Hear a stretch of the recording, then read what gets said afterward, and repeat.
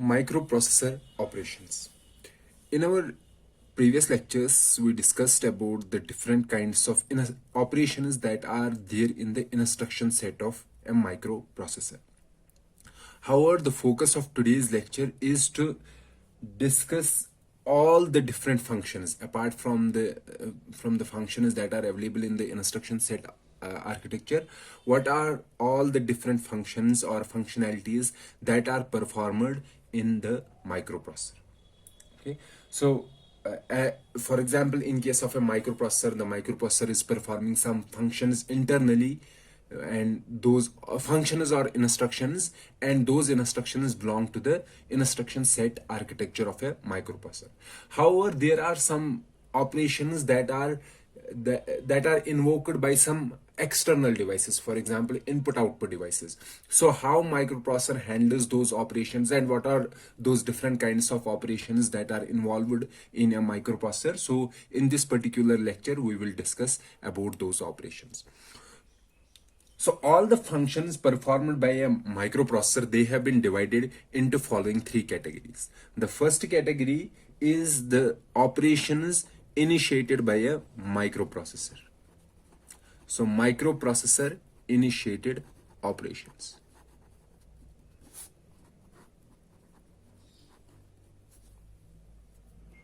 Okay.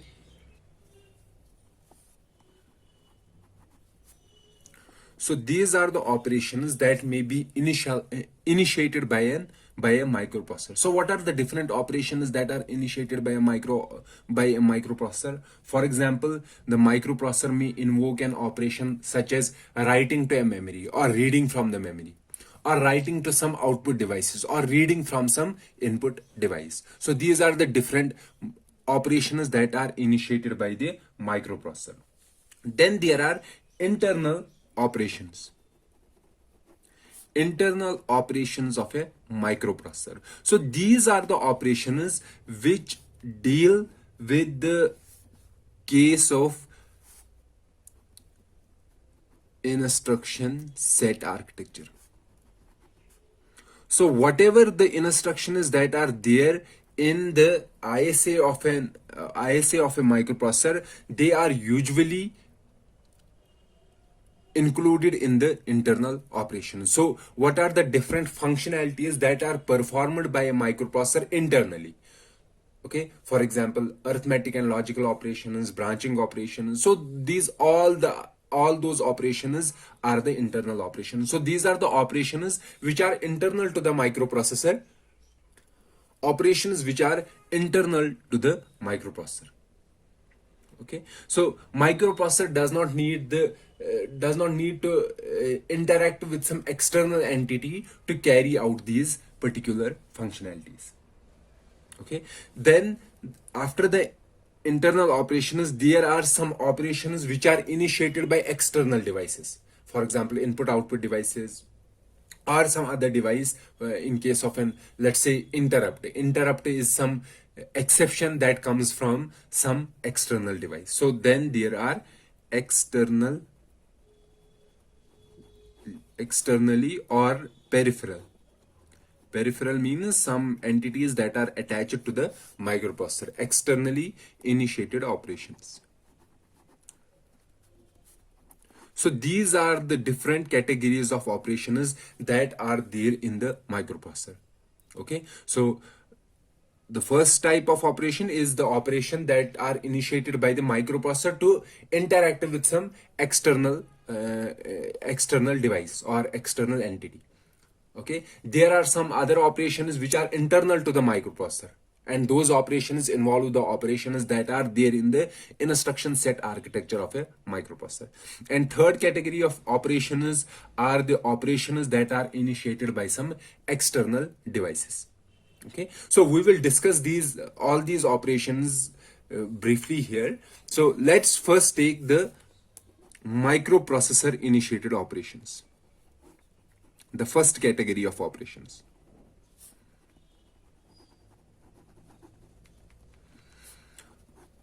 And I have said what are the different microprocessor initiated operations. The different microprocessor initiated operations are, for example, memory read, if a microprocessor wants to read memory or write to a memory, write data or instructions into the memory. Then third is input output read, and fourth input output write. Input output read means that it has to accept data from some input device, and input output write means it has to write some data to an output device. So these are the four categories of operations that are initiated by a microprocessor. And we know our microprocessor, for example, let's say this is our microprocessor.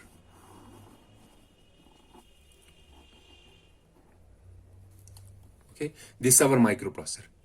And this microprocessor is connected to the external device with the help of some pins. So we have pins here. So every microprocessor has pins through which it attaches to the external devices. Okay, using those pins, microprocessor is enabling itself to attach with some external devices. So we have this microprocessor and it has some pins attached, and then we have some external devices. For example, we have a memory. Okay, we may have some input device.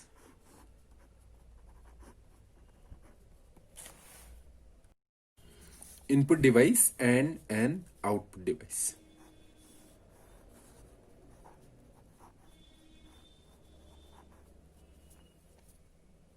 As I said that this microprocessor is connected to these devices, these external devices, with the help of pins. For example, there are some pins through which we attach the address bus. So we have an address bus attached to these pins.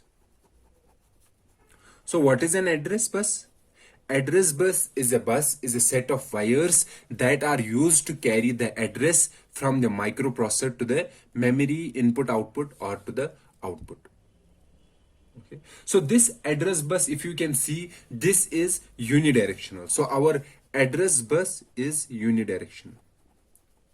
That means bits are flowing only in one direction, from microprocessor to the memory input output device, or to the input device or to the output device. So in case of memory, why we require address bus? Basically, in a memory, if we have to read something, we need the address of that particular location from which we want to read the data. Okay, so address bus carries the address of the location from which we want to read the data or write the data. So one information that is carried by the address bus is the memory address. Memory address. Or it may carry the address of an input output device. So what I mean to say that instead of reading from the memory or writing to the memory, if the microprocessor has to get the data from some input device or from some output device, then it has to give the address of that input device or output device on this address bus, and then it can read or write from that particular input output device.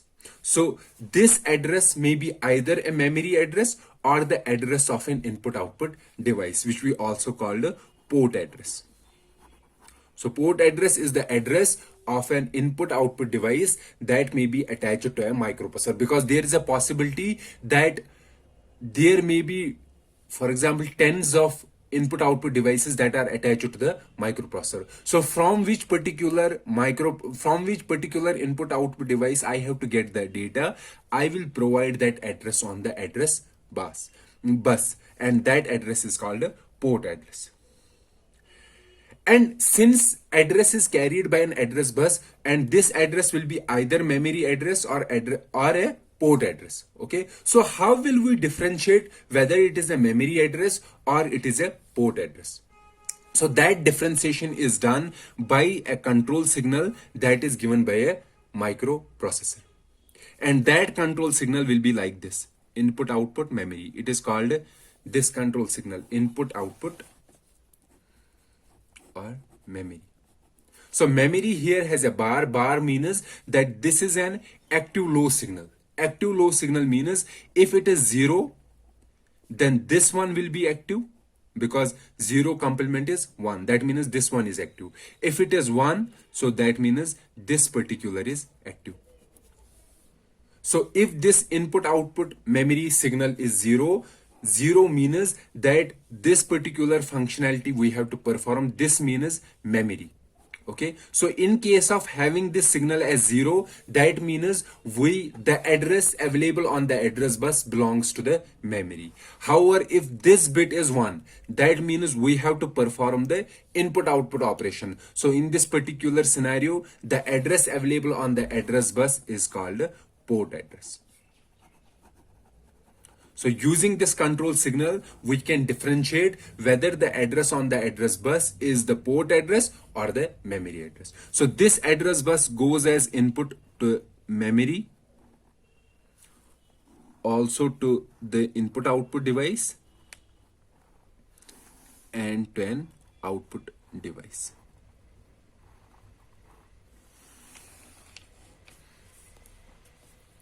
Okay, and this address bus in microprocessor, this address bus has the different set of wires that it is carrying, and some microprocessors has an 8-bit address bus, some has 16-bit address bus, okay, and some has 32-bit address bus or even 64-bit address bus. Depending upon the size of an address bus, so depending upon the size of an address bus, we can determine the size of memory. The maximum memory it will be able to, the maximum memory that it is able to handle or it is able to address. Okay. For example, if the address is of 8 bits, and we know using 8 bits how many different locations we can easily differentiate. 2 raised power 8. For example, if I have 2 bits, so using 2 bits, how many addresses I can generate? 0 0 0 1 1 0 1 1. So these 4 addresses I can generate using 2 bits. So if I have 2 bits, so I have here a decoder, and using the decoder I can generate 4 different numbers. So using 2 bits, one number is 0, another number is 1, this number is 2, and the third number is 3. So I can address 4 devices using 2 bits. So that will be 2 raised power 2 is equal to 4. Likewise, if I have 3 bits, how many addresses I can generate? 2 raised power 3, that will be 8. And if I have 8 bits, then how many addresses I can generate? 2 raised power 8, that will be 256 addresses.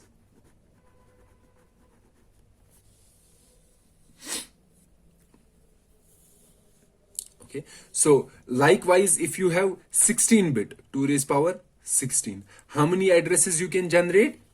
64k addresses. So here k means 2 raised power 10. That will be equal to 1024. Okay, so using 16 bits, I can generate 64k addresses. And using 8 bits, I can generate 256 addresses. So if I have a memory,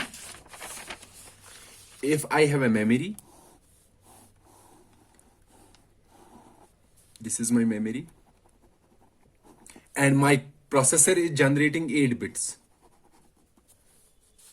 Okay, 8-bit address. Then using these 8 bits, how many locations I can address in the memory? I can address 256 locations.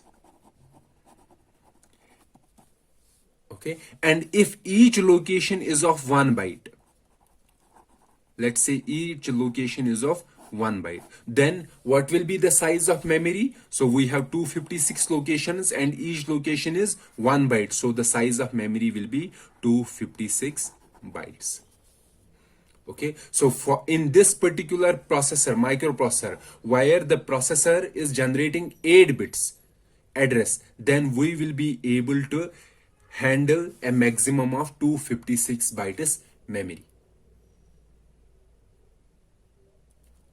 Okay, and here we are considering a byte addressable memory. Byte addressable memory means that every byte has an address, or we can say every location has 1 byte of data. Likewise, if we have 16 bits and we know that using 16 bits, how many addresses we can generate? 64K addresses. And we know that each address stores how many bits? 8 bits, or we can say 1 byte. So using 16 bits, we can handle 64 kilobytes of memory. So this is the maximum memory that a 16-bit processor can easily address or can have. And our microprocessor 8085, it generates 16-bit memory addresses. So that means the maximum memory that can be attached to 8085 microprocessor is 64 kilobytes. We cannot have a memory more than 64 kilobytes because our microprocessor won't be able to give addresses to those extra memory locations. Fine. So as I said that our microprocessor, since we are discussing about the 8085, our microprocessor will be able to generate how many addresses? So it will generate 16-bit addresses. So that means this address bus will be attached to how many pins here? We will be having 16 pins for the address line. So each wire will be connected to 1 pin. Okay, so we have 16 pins for the address, and this address bus is connected to those address pins. Okay, and also you have to keep this in mind that, let's say this, as I said, this address may be either a memory address or an input output address. Okay, however, if this, let's say if it is a memory address, then in that case, how many memory locations we can easily address? 64K. And if it is a port address means that it is an address of an input output device. So that means how many input output devices we can handle? So it will be 2 raised power 16. Okay, 2 raised power 16 will be 64K input output devices. But since we know that microprocessor does not have these much devices attached to it, so instead of using 16 bits for the port address, we are only using 8 lower order bits for port address.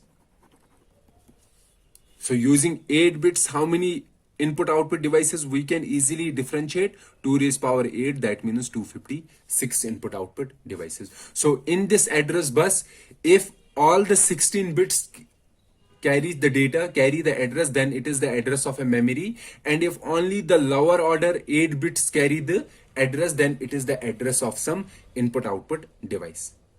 And as I said, we are differentiating between the memory address and the input address using this control signal. Okay, so this was all about the address bus. So on this address, we are providing the address either of the memory or of the input output device. Then after providing the address, we have to communicate these. Either we have to send data to these locations, to these devices, or we have to get some data. So for getting the data, we have the data bus.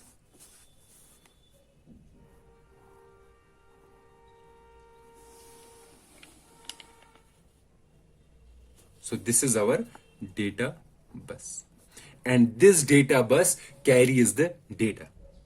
It is bidirectional with memory. That means we can either get some data from the memory or send some data to the memory. In case of input output device, in case of an input device, we will get some data from the input device. We won't send any data to the input device. And likewise, in case of let's say output device, we have to send data to the output device. Okay, so from memory, we can read or write from the data bus. In case of an input device, we can write data to the data bus, and in case of output device, we have to read data from the data bus. And as I said, the data bus is connected to the microprocessor using the pins. There are some additional pins through which we connect to the data bus. And this data bus, how many data bits it can carry? It can carry, for example, 8 bits data, 16 bits data, 32-bit data, or 64-bit data, or some other higher bits, for example 128-bit. Okay, so the size of data depends upon the size of data bus depends upon the number of bits that are handled parallelly by a microprocessor. If it can handle 8 bits, then the data bus will be of 8 lines. If it can handle 16 bits parallelly, then the size of data bus will be 16. Our microprocessor 8085 can handle 8 bits at a time. So the size of data bus is 8 lines. Okay, so the size of data bus is 8 lines. And that is why microprocessor 8085 is also called an 8-bit microprocessor. 8-bit means the number of bits it can handle parallelly. If it was able to handle 16 bits parallelly, then we would have called it 16-bit microprocessor. And most of the current microprocessors or processors that we are using, they are mostly 32-bit or 64-bit microprocessors. So in those microprocessors, we can handle 32 bits or 64 bits in parallel. Or we can say the size of data bus is 32 bits. This was all about the data bus. Then the third bus that is available in the microprocessor is our control bus.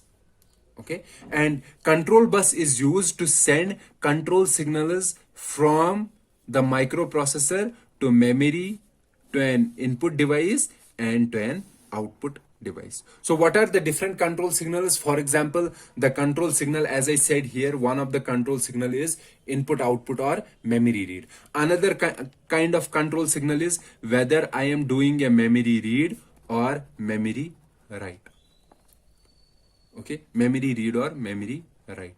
These are active low signals. Active low signals means when these signals are 0, that means I want to read the data.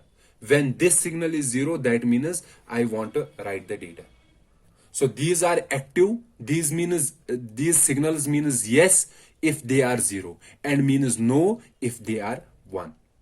Likewise, if I have to read data from the input device, then I will send a signal input output read. For example, if I have to write data on the output device, I have to do input output write. Okay, so control bus is used to carry control signals from the microprocessor to the memory, input output, and to the input output device. Okay, so this was about the microprocessor initiated operations. Okay, so the operations that are initiated by the microprocessor in that specific scenario, it has to communicate with the memory and with the input output device. And as I said, that communicating with the memory and input output devices, it uses following 3 buses: address bus, data bus, and control bus. In case of 8085 microprocessor, address bus is of 16 bits and it carries 16 bits when it has to address the memory. However, if it has to address an input output devices, then it uses only 8 lower significant bits, least significant bits. And for carrying data, it uses a data bus, and the size of data bus is 8 bits for 8085. And for carrying control signals, it uses a control bus. The second category of operations that are there in the microprocessor are the internal operations. The second category includes the microprocessor internal operations.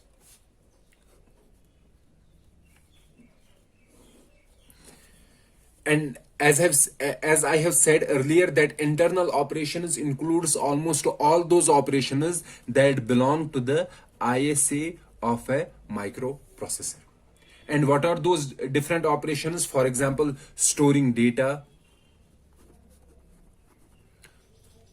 performing arithmetic and logical operations, branching, comparison, okay, and sequence of execution of instructions. So the execution of instructions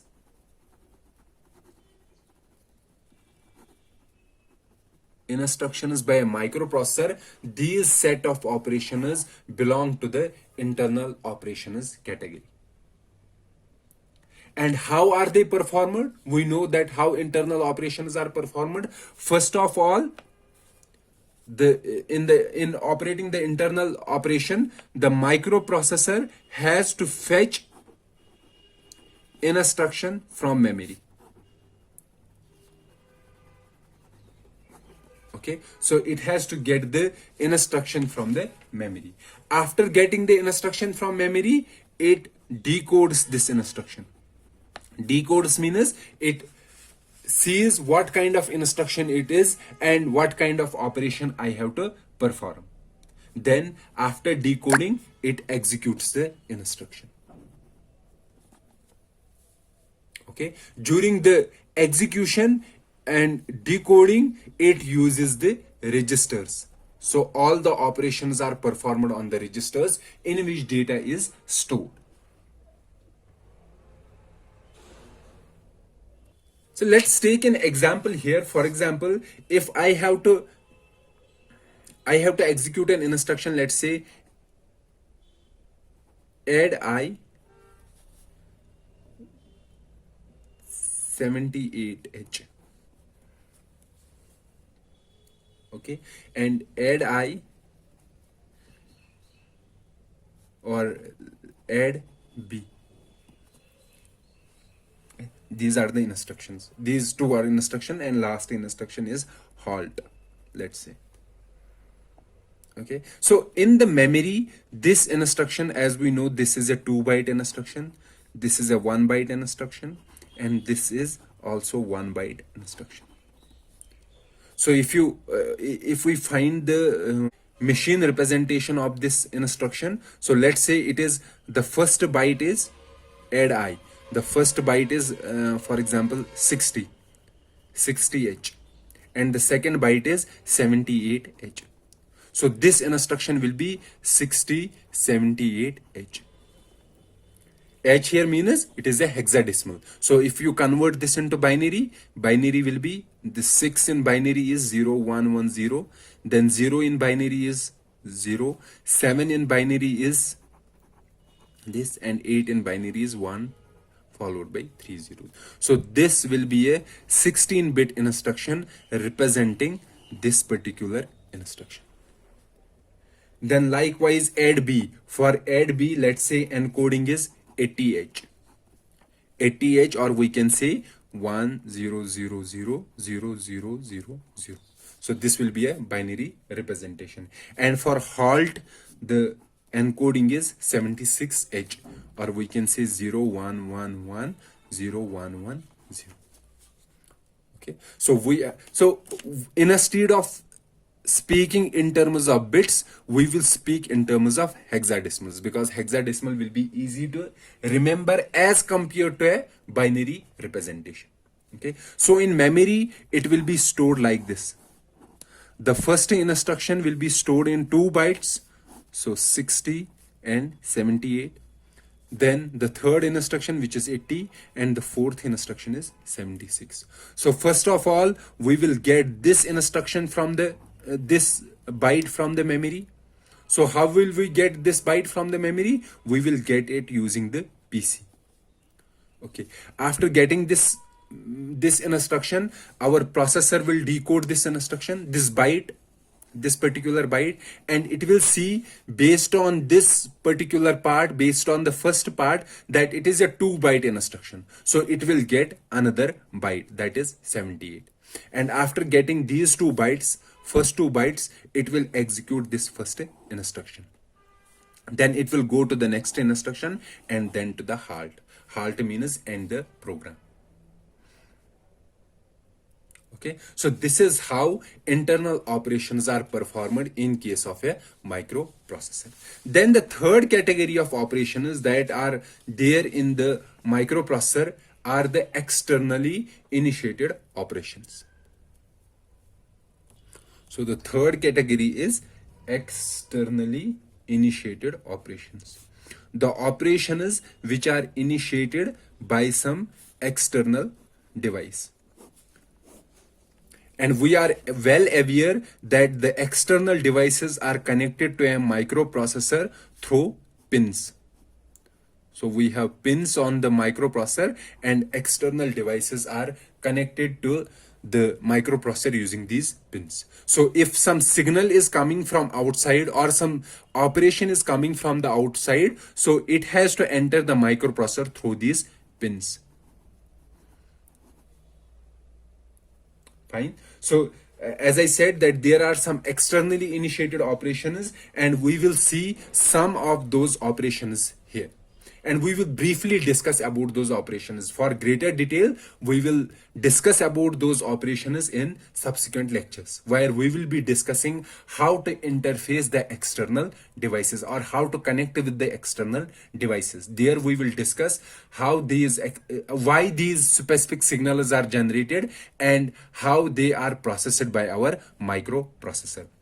Here we will briefly discuss about some of the externally initiated operations. For example, one of the operation that is initiated by an external device is the reset operation. Okay, so on our microprocessor we have a pin which is called a reset pin. Reset pin. So if this pin is activated, or we can say if this pin is 1, okay, 1 means this pin, the signal has been sent on this pin. This pin has been activated. Which pin? Reset pin. So if a recent operation has been performed by some external device, that means this pin has been activated by some external device, then microprocessor resets. Resets means the microprocessor puts 0000H in the program counter. Okay, so what is the meaning of reset? Reset means the program counter gets 0000H. So it starts from the beginning of the memory. Okay. And all the operations, whatever operation the microprocessor was performing, those operations are suspended and the program counter gets this particular value, 0 value. And why there is a need of a reset pin? So for those particular answers, we will discuss those specific details in our subsequent lectures. Here we only want to have a brief discussion about the different types of operations. The second type of operation, external initiated operation, is an interrupt. Interrupt means when some external device sends a signal, some kind of emergency signal. Let's say you are running some program on your processor, and during the execution of a program you are pressing a key on the keyboard. So that pressing of key on a keyboard goes as an interrupter to your microprocessor because some external operation is happening. Let's say, for example, you are executing an operation and you want to end that operation immediately. On the keyboard you can press Ctrl X or Ctrl Z and that ends your operation. So these kind of externally initiated operations, in case of emergency, we want that our microprocessor should stop doing whatever it is doing and should handle my signal. Okay, so on these interrupts, if some interrupt is going to a processor,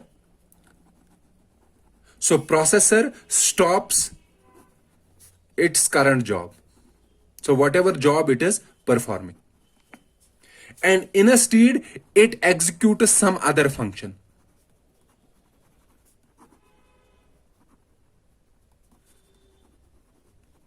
Okay, and after executing this other function, it will come back to its current job.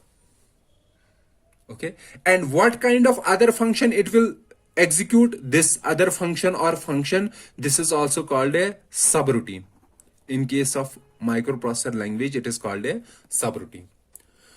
So interrupts is an external initiated operation that says to the microprocessor that stop your job, instead run some other subroutine, and after completing that subroutine you can come back to your current job. Let's say your microprocessor has a temperature controller. Okay, temperature controller is an external device. Now your processor is running, and this temperature controller sees that the temperature of the processor is going above its limits. So it will send an interrupt to your processor that you stop performing your function, instead run some other function, and that function should cool you down, cool your temperature. Then after cooling down your temperature, you can go back to your routine job. So these are the signals operations that are performed by an outside device or external device. And as I said, that for every interrupt, the processor has to execute some subroutine. Okay, and use after executing that subroutine, it will come back to its current job. Okay, then another kind of externally initiated operation is the ready operation. So our microprocessor has a pin which is called a ready pin, and this particular pin is active low. Active low means if the signal is 0 at this pin, that means if the signal is 0, that means this pin has been activated. And if the signal is 1, that means this signal is not activated. So it is an active low signal. Which signal? Ready signal. So that is why we always write it as ready bar. Bar means it is active on 0 and it is not active on 1. So if ready pin is active on our microprocessor, it means that microprocessor has to slow down. What does it mean? Slow down means basically it has to wait. It enters into a wait state. Okay, and this signal is required, this ready signal is required in case we have some input output device that is slow, and we want our microprocessor to be in synchronization with this input output device. In that particular case, we have to ask our microprocessor to slow down, okay, so that it synchronizes with the input output devices. Okay, so the use of ready signal is to synchronize with the slower devices that may be attached to a microprocessor. So what is the use? For example, our microprocessor is sending data to output device, and it is sending it quickly, very fast. Now, since our output device may be very slow, and it won't be able for this device to handle this fast data which is coming very quickly with high speed, then this output device will reset or will send a ready signal, okay, to the microprocessor, which says to the microprocessor that I should slow down my operation so that I can synchronize with this particular output device. Okay, the another kind of externally initiated operation is the hold operation. Okay, so on our microprocessor we have a pin called hold pin, and this pin, what is the functionality of this pin? So in our microprocessor, we know that we have an address bus and we have a data bus, and these buses are controlled by a microprocessor. Okay, so whenever hold pin is active, or whenever some external device is sending a hold signal to our microprocessor. What this microprocessor does is that it gives this address line and data line. Okay, so on this signal it gives address bus and data bus, the control of these two buses to that particular device. So that particular device is in control of these two buses, and that particular device can use these two buses without the control of a microprocessor. So that particular device will take control of these two buses. Okay, so where it is required, for example, I have some memory or flash memory, let's say a memory card or pen drive or some hard disk, external hard disk that is attached to my microprocessor, and I want to transfer data from this flash memory to my internal memory, which is my RAM. Okay, transfer data from this memory to my input data, to my internal memory. Okay, RAM or RAM read write memory. Transfer either to that memory or transfer from that memory to my memory. So in that specific scenario, this external device, you can see that there is no need of a microprocessor involvement. So it is a direct communication between the internal memory and an external memory. So in that specific scenario, this external device request to the microprocessor that give me the address lines and data lines so that I can use them extensively to communicate with the memory. So this communication becomes fast because there is no third party component which is handling this communication. It is a direct communication from the internal memory and the external memory. And we know that for communication, it requires address bus and data bus. So microprocessor will give the complete control of address bus and data bus to this external device. And it can easily use address and data bus to communicate with the internal memory. And for getting the hold of address bus and data bus, it has to activate the hold pin. It has to send the hold signal. So which has to send the hold signal? External device. So this type of operation is called direct memory access, DMA. So what is happening in the direct memory address in direct memory access, DMA, that external device sends a hold signal to a microprocessor, and microprocessor gives the hold of address bus and data bus to that external device, and it can then directly communicate with the internal memory.